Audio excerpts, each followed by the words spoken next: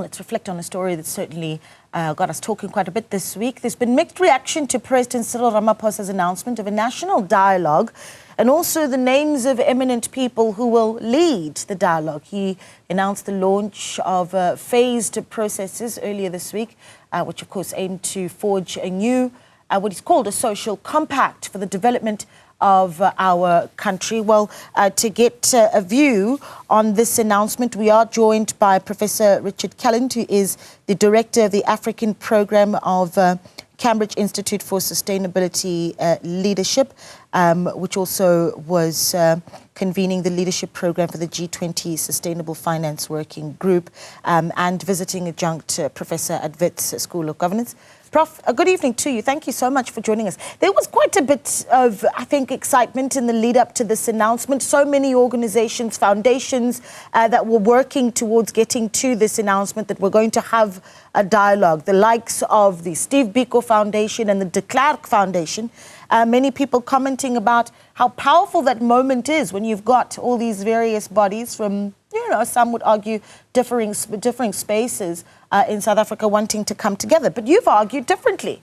And I'm keen to hear your thoughts on this. You've penned a piece that you say national dialogue should be replaced by a serious economic plan. So is it your view that we as a country right now do not need a social compact?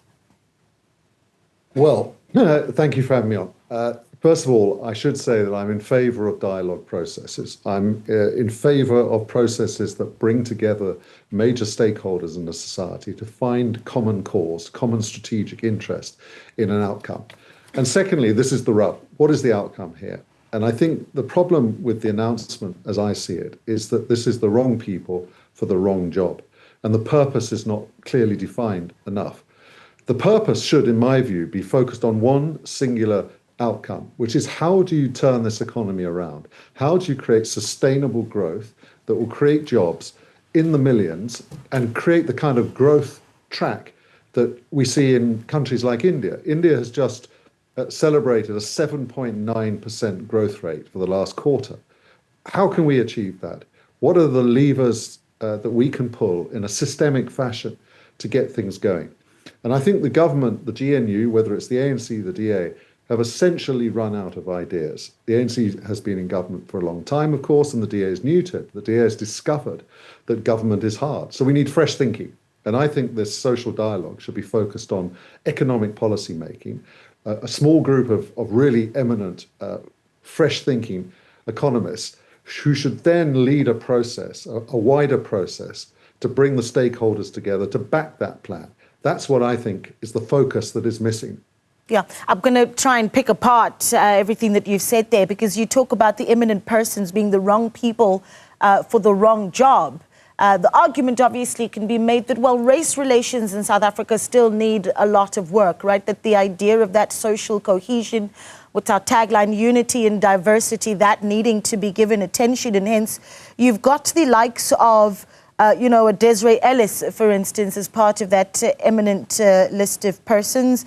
Miss Mia LaRue, Miss South Africa, Mr. Siya Kolisi, Springbok captain. And you've got some religious leaders. So you think that they're not going to make the contribution that is needed at the moment, and that perhaps we lead with the social cohesion argument before we get to the issue of economic development and economic growth? Well, thank you. Two points in response. Firstly, this is not about the people that have been appointed. They are clearly eminent people. They are people who I admire. They're people I'm sure many people across our society admire. They're leaders in their own right. But they're not the leaders we need for this job. The job, as I've argued, is about economic policy, turning the economy around, creating jobs. Nothing will create more unity and overcome divisions than a growing economy, where people feel there is an opportunity, where they can grow their stake in the economy, where they can find jobs that are currently conspicuously absent. That will bring unity more than anything else, I would argue. You talk, though, about how you're not against dialogue, and what you've done in the pieces, you've talked about how the president values it so much. And if I want to read from it quickly, the president learned its value in the 1980s peace talks and was its leading exponent in the constitutional negotiations in the 1990s.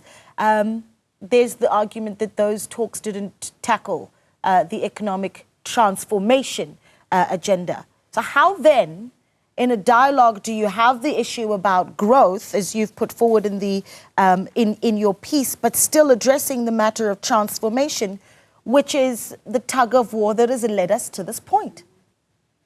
No, you're absolutely right. When I talk about sustainable growth, sustainability as a concept has to include all of the things that matter most to a future prosperous society. It's got to include environmental sustainability and security, the deplorable and upsetting visuals from the floods in Mthatha, the impact that climate change is having on our societies around the world means we need an economy with infrastructure that is resilient and adaptable. That's part of sustainability. But equally, the social side of sustainability is tremendously important. We need a fairer society. We need a society that can heal the transgressions, the breaches of human rights of the past.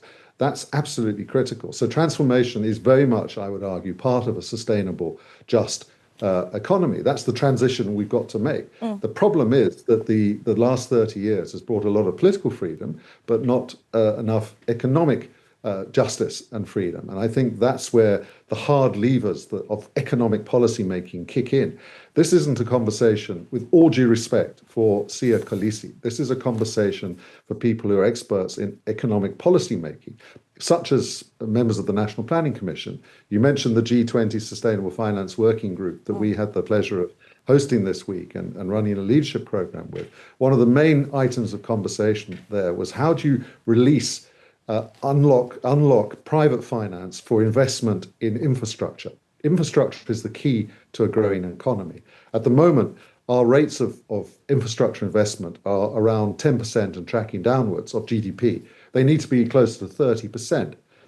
That's the sort of consensus that needs to be built. And there are trade-offs here. So, for example, we have a large government employees pension fund, one of the largest in the world, but it's become very lazy. It's kind of not doing stuff for the economy.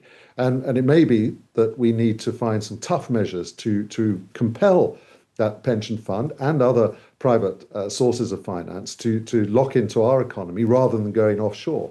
And so we may need to reform the rules, for example, about how much capital you can take offshore. That would be a tricky trade-off, and that's where the dialogue process kicks in. But it's got to be a dialogue about concrete measures, not just about kind of rather ephemeral concepts such as unity. Yeah, I've got to bring this one in because it's June 2024. We're already talking about a year of the government of national unity, and you did touch on this earlier, but if you could just expand on that a little bit. The ANC, the DA, we've come together, the two parties, to form this government of national unity. In the run-up to the formation of this government of national unity, there was a sense that if you've got the DA as part of the GNU, you're going to be able to stimulate some economic growth, and unfortunately, not the results that we have seen there. What are the political lessons that GNU members need to be reflecting on prior to the dialogue, during the dialogue, after the dialogue, perhaps? Well, I think it's an extremely good question you're putting there, lady. I think a year ago, the hope was that the GNU would not only bring a new kind of political zeitgeist, ethos into our politics, but also some new ideas in policy making. And that hasn't really happened, partly because the ANC is still quite dominant in the way the government operates. Secondly, because I think the parties that have come in have not come in with pockets full of brand new, brilliant ideas about how to move things around. I've been very struck, and I'm kind of not criticizing them just gratuitously, I hope, but I've been very struck during the budget crisis this year that the DA didn't really have any concrete, specific economic policy proposals to put on the table. They kept talking about a growth budget. We must have a growth budget without being at all specific about what changes in policy would result in a growth budget and a growing economy. So I think the DA and others, all of us perhaps, have to go back to the drawing board. We have to think afresh. We have to think proverbially out of the box and come up with new ideas, because this economy of ours is stuck, badly stuck. And when we look across the sea at places like India, Asian tigers, other countries that have found the formula to unlock growth in a sustainable way, then we have to learn lessons and we have to do things differently. Yeah. Before I let you go, Prof, just one last question. And this is, I think, the final thought that you've put in your piece as well. wherein you say these are tough economic development choices that Ramaphosa should be deploying his political capital on. Then you use some very colourful words. Then you say not Mandela-era motherhood and apple pie national dialogues. But you talk about how the president himself is running out of time. Unpack that. Well, I hope I'm not being unfair on him. Earlier in the piece, I say that President Ramaphosa really understands the value of good process, and he's very good at using good dialogue processes in many different ways to secure good outcomes. I just think he's picked the right mechanism, but for the wrong task. The purpose isn't narrowly defined enough. He's misread the national mood. And of course, one thing you haven't asked me yet, Naledi, is the brouhaha that has blown up over the last few days about the cost of this national dialogue, the price tag of 700 million rand. People are saying, can we afford that? What's it going to deliver? And I think it's a misplaced investment, both in actual money from a tightly constrained fiscal situation and also his own political capital. At most, he has 4 years left in power. And he has to use those 4 years to really secure the trade-offs necessary. He's built some very important foundation stones in terms of liberalizing the energy sector, getting us on a pathway to a just energy transition, in reforming institutions. There have been some really important things done since 2018, but he now has to press hard to get some big new ideas into our economy, to get things going, unlock private finance and get it to the places that matter most, and redeploy public finance, including our own pension fund. Yeah, certainly interesting perspectives. Prof, thank you so much for your time. We do appreciate it. Professor Richard Calland, there, visiting adjunct professor at the Wits School of Governance. You're still watching News at Prime. We take a short break. More news when we return.